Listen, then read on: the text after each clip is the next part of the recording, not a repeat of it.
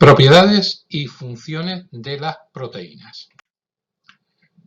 Derivadas de la estructura que acabamos de explicar, pues sobrevienen una serie de propiedades de las proteínas, algunas de las cuales ya hemos explicado y comentado. Las proteínas tienen una propiedad diferencial del resto de los principios inmediatos orgánicos que hemos estudiado, que es su especificidad. Son exclusivas de especies, son exclusivas de individuos y son exclusivas de una determinada función. Dependiendo del plegamiento característico de cada proteína, es decir, de su estructura tridimensional, que a su vez depende de la secuencia de aminoácidos, pues esa especificidad se va a ver alterada. De tal suerte que dos humanos podemos tener la misma estructura tridimensional de insulina, pero variaría en función del individuo, más cuando son de especies distintas. Y eso nos va a hacer contener pues algunos fenómenos, como estudiaremos más adelante, como es el proceso del rechazo en el caso de trasplante de órganos. Bueno, pues el trasplante de órganos va a jugar un papel muy importante, una propiedad de las proteínas basada en su estructura tridimensional, que es la especificidad. Otra propiedad es su solubilidad. Bueno, pues la solubilidad de las proteínas son terriblemente variables. Van a depender del peso molecular, del pH del medio, de los restos polares de las cadenas laterales de los aminoácidos, y nos vamos a encontrar estructuras proteicas fibrilares que son marcadamente insolubles en agua y por lo tanto van a tener una función estructural, y otras proteínas con estructura terciaria globular que son solubles en agua y que forman las dispersiones, las disoluciones coloidales. Aquí lo tengo explicado en esta transparencia, en el cual veis que nos vamos a encontrar proteínas marcadamente insolubles, que son las fibrosas, o proteínas globulares que son solubles y que forman los coloides. ¿De qué va a depender la solubilidad? ¿O qué va a hacer las proteínas globulares que son solubles? Pues que las cadenas laterales polares son las que van a estar en el exterior y las que se van a rodear de agua, y las cadenas laterales apolares van a quedar en el interior excluidas del agua. Esto lo vamos a estudiar y lo vamos a ver muy claro cuando hablemos del centro activo de los enzimas. Otras propiedades, pues es la capacidad tamponadora, el carácter anfótero que hemos dicho ya que tienen las proteínas, pudiendo neutralizar las variaciones de pH del medio, comportándose como ácido o como base, como dadores o como receptores de hidrogeniones. También hemos explicado al principio en la clasificación que existen unos factores que se le unen a las proteínas para completar su función biológica, que se llaman grupos prostéticos y que no tienen naturaleza proteica.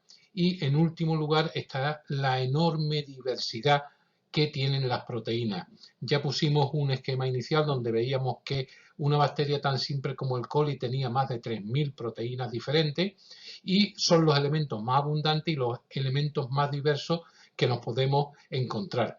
Haciendo un simple cálculo de una cadena de 100 aminoácidos, poniéndolos de maneras distintas, colocándoles en orden distinto, haciendo esas permutaciones, ese numerajo que tenéis puesto ahí abajo sería el número de proteínas distintas que nos podían dar. Por lo tanto, hay una enorme diversidad.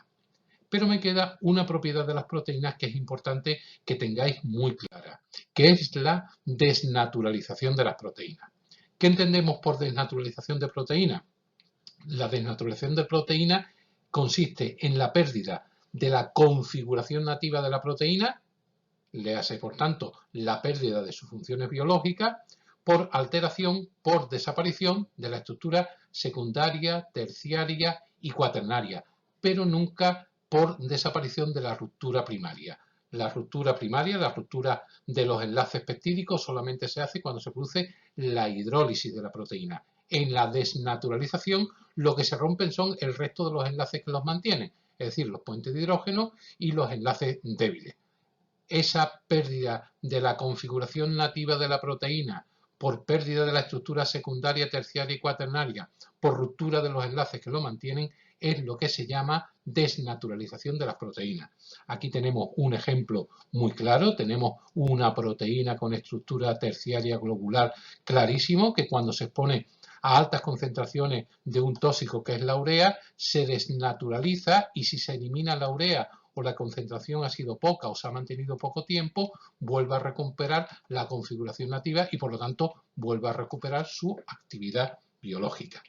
Por eso decimos que la desnaturalización va a estar producida por los agentes desnaturalizantes.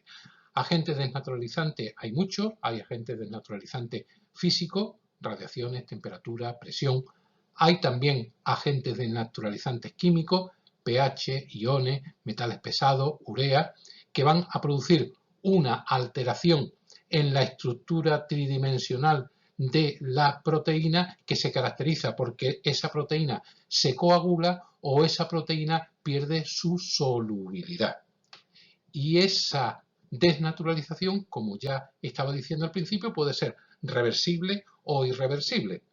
La desnaturalización reversible es aquella que se produce por cambio poco intenso o por poca duración y cuando desaparecen la proteína vuelve a plegarse, vuelve a formar los enlaces que se habían destruido y vuelve a formar la estructura secundaria, terciaria y cuaternaria y se renaturaliza, o en algunos casos la desnaturalización es irreversible si los cambios ambientales son muy intensos, si los agentes desnaturalizantes han actuado durante mucho tiempo y no vuelve a adquirir, no se vuelven a formar esos enlaces ni vuelve a adquirir el clásico plegamiento de su proteína nativa.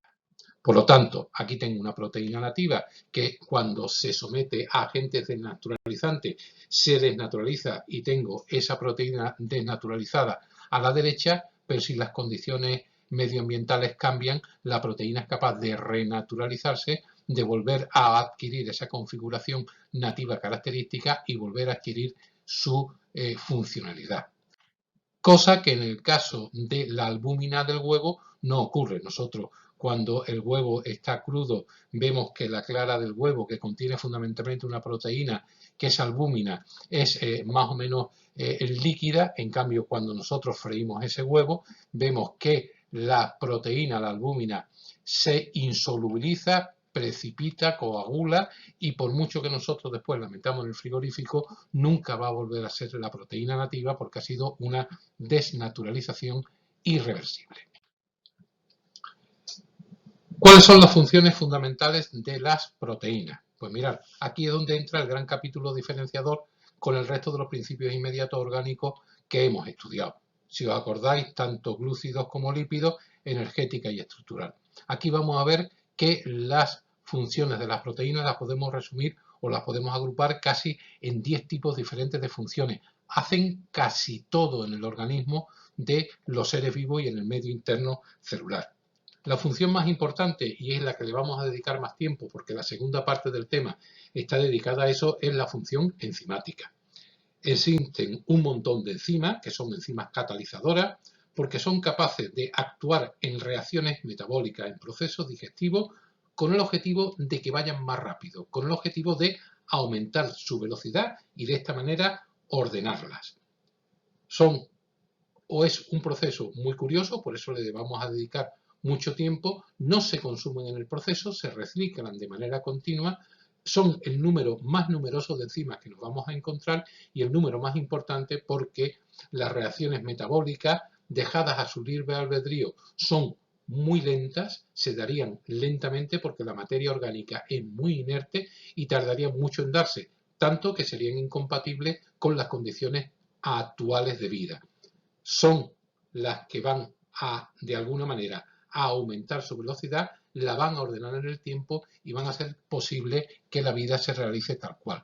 Luego la función catalizadora, la función de enzima, es la primera que pongo y la pongo ahí por su importancia biológica. Pero no es la única. Aquí tenemos algunos ejemplos de enzimas de la digestión. Os recuerdo la tiamina salivar para los almidones, la amilasa también para el almidón, la pepsina gástrica para la digestión de las proteínas, las lipasas del páncreas y del intestino para la digestión de la grasa y la lactasa en el intestino delgado para la digestión de la lactosa.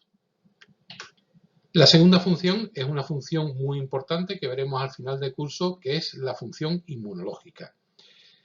Las proteínas que fabrica nuestro propio organismo ante la agresión de diversos agentes microbianos fundamentalmente son unas proteínas que se denominan inmunoglobulinas o también se le conoce con el nombre de anticuerpo, es lo que tenéis en la imagen. El anticuerpo constituye el fundamento del rechazo de los órganos por la especificidad que ya hemos dicho, pero también constituyen el mecanismo básico de defensa de los organismos, de los seres vivos, ante esas agresiones de los microorganismos.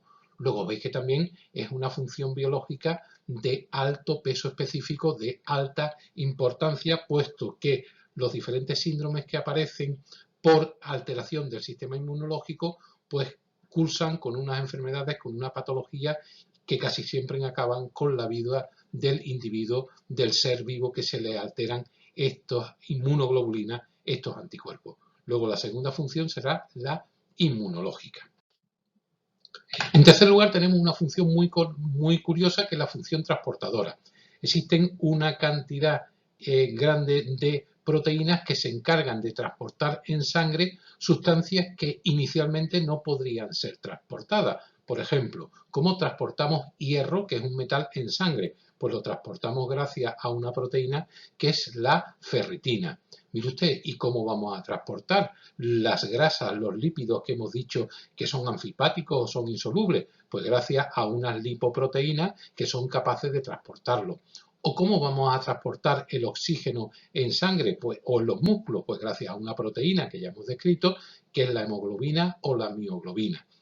O vamos a estudiar en la cadena de transporte electrónico determinadas proteínas de membrana que van a ser capaces de actuar en la fotofosforilación oxidativa o en la fosforilación oxidativa. Luego también hay un grupo muy importante de proteínas transportadoras. También hay proteínas que se encargan de coordinar determinados procesos químicos del organismo. Me estoy refiriendo fundamentalmente a las hormonas y a los neurotransmisores. Son proteínas que tienen función reguladora, es decir, que van a regular diferentes funciones dentro del organismo. La insulina, pues dijimos que eran los niveles de glucosa, igual que el glucagón. El tiroides, los niveles de funcionamiento del metabolismo. La gastrina, pues los niveles de protección del estómago. Los neurotransmisores, ¿os acordáis? Acetilcolina, serotonina, adrenalina, noradrenalina, es lo que iban a regular la transmisión del impulso nervioso a través de la sinapsis. Luego veis que también hay un grupo importante de proteínas que se encargan de la regulación de determinados procesos en el interior de los seres vivos. En quinto lugar, hay proteínas estructurales, es decir, proteínas que van a formar partes específicas del organismo de los seres vivos. Me estoy refiriendo a la queratina en la piel, al colágeno también en la piel, a la elastina en la piel, a proteínas que van a estar incluidas en la bicapa lipídica formando las membranas celulares con funciones muy específicas. Y después me voy a referir a unas proteínas estructurales muy importantes que son las histonas. Las histonas y las protaminas son unas proteínas estructurales que van a conformar el ADN. Si no tuviésemos esas proteínas, el ADN, tal y como lo conocemos ahora mismo, pues no podría cumplir sus funciones. Luego, la función estructural de las proteínas también es importante. Hay proteínas que se encargan del control del mantenimiento de constantes del medio interno, es decir, que tienen una función homeostásica. Hemos hablado del carácter anfótero, también regulan la presión osmótica y recordaros que, si os acordáis, en cuanto para mantener el potencial de membrana de las neuronas, las proteínas también jugaban un papel importante. Luego, en la regulación, en el mantenimiento de constantes, las proteínas también juegan un papel destacado. Nos vamos a encontrar con unas proteínas que ya hemos dicho que son estructurales, que se encuentran en la membrana plasmática, pero hay también unas proteínas específicas en la membrana que se llaman marcadores de membrana, que dan una señal de identidad específica para cada célula. El ejemplo más claro lo tenemos en los grupos sanguíneos. Todos sabemos que existen 4 grupos sanguíneos, el A, el B, el 0 y el AB, y cada uno de ellos se diferencia porque tienen un marcador de membrana distinto. Para terminar, existen las proteínas, en general todas tienen una función genética. ¿Por qué? Porque la expresión de los genes, la expresión del ADN se va a expresar en la síntesis de una determinada proteína y en un carácter fenotípico específico. Por ejemplo, nosotros llevamos en nuestro ADN inmerso si nuestro color de pelo es rubio o moreno. y ese gen se expresa en una proteína que nos da ese color de pelo específico. Luego, la función genética como expresión del genotipo también es importante. Y nos queda finalmente pues un saco desastre donde metemos un montón de funciones pequeñitas que no por pequeñitas no quiere decir que no sean importantes, por ejemplo, como es la función nutritiva de la ovoalbúmina, la caseína o la gliadina, el movimiento, las fibras de actina y miosina, acumulación de sustancias, protectoras, lubricantes, vitamínicas, antibióticas, que serían todas las funciones que pueden asumir las determinadas proteínas. Por lo tanto, veis que las funciones son un montón, ¿vale? Y que de cada una de ellas pues podemos buscar un ejemplo. En estas dos diapositivas que os voy a poner a continuación, pues lo que voy a poner es la función de la proteína y algún ejemplo, porque suelen puntuar bastante en selectividad el hecho de que se explique la función y se ponga su ejemplo. Función de reserva, ovoalbúmina, caseína. Función de transporte, lipoproteína, hemoglobina. Función contráctil, actina, miosina. Aquí, en este otro, pues tenemos exactamente igual. Función estructural, glucoproteína, histona, colágeno. Función enzimática, pues la que actúa, por ejemplo, la piruvato deshidrogenasa. Función hormonal, insulina, calcitonina, hormonas tróficas. Función defensiva, las inmunoglobulinas. Función de transporte, la hemoglobina y la hemocianina. Función de reserva, pues la ovoalbúmina o la lactoalbúmina. Mirad que me tengo que aprender todas las funciones de todas, es decir, todos los ejemplos de todas las funciones que hemos estudiado. No, pero yo os recomendaría aprenderos los dos ejemplos que os resulten más fácil de memorizar. Para terminar ya con las proteínas, pues ver los diferentes tipos de proteínas que hay, complementando un poquito la clasificación que dimos al principio de las proteínas. Si os acordáis, dijimos que le íbamos a clasificar según el número de aminoácidos que tuviera, péptido o proteína, y que las proteínas a su vez le íbamos a clasificarlas en dos tipos: las homoproteínas o proteínas simples, que son las proteínas que solamente tenían aminoácidos. Claro, no expliqué que aparecían dentro de las homoproteínas que solo tienen aminoácidos dos tipos de homoproteínas atendiendo a la estructura terciaria que tuvieran. No lo pude explicar porque no había explicado la estructura terciaria. ¿Cuáles son esas proteínas? Pues las escleroproteínas o proteínas fibrosas y las esferoproteínas o proteínas globulares. Las escleroproteínas suelen llegar hasta la estructura secundaria, la estructura terciaria fibrilar. Son resistentes, insolubles, con función estructural como el colágeno, la elastina, la queratina, la actina y la miosina. Y las esferoproteínas o proteínas globulares son las más interesantes desde el punto de vista biológico, tienen estructura terciaria y mucha estructura cuaternaria, son proteínas solubles en agua, con funciones biológicas muy activas, con funciones biológicas de alto valor, como la albúmina, como la globulina, como las protaminas o las histonas que ya hemos nombrado. Dos palabras para las heteroproteínas o proteínas conjugadas. Son las proteínas que tenían, aparte de la parte proteica, otra parte que no era proteica. Entonces aquí vamos a nombrar las principales, el grupo prostético, la parte no proteica que se le añade y algún ejemplo. Por ejemplo, tenemos unas heteroproteínas que se llaman cromoproteínas que tienen el grupo hemo o que tiene hierro o cobre, como es la hemoglobina. Tenemos otras heteroproteínas que son las nucleoproteínas, que están compuestas fundamentalmente en los ácidos nucleicos, pues aparte de la parte de la histona, pues tiene el propio ADN, los ácidos nucleicos, y forman la cromatina. Las glucaproteínas, que tienen un glúcido, las fosfoproteínas, que tienen el ácido fosfórico, y las lipoproteínas que tienen un lípido y como ejemplo pues serían los kilomicrones.